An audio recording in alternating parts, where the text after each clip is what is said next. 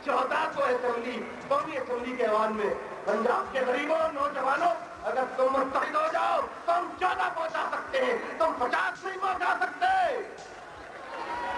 ये सवाल है मेरा, ताली के ये नहीं सवाल है, नहीं पहुंचा सकते हो।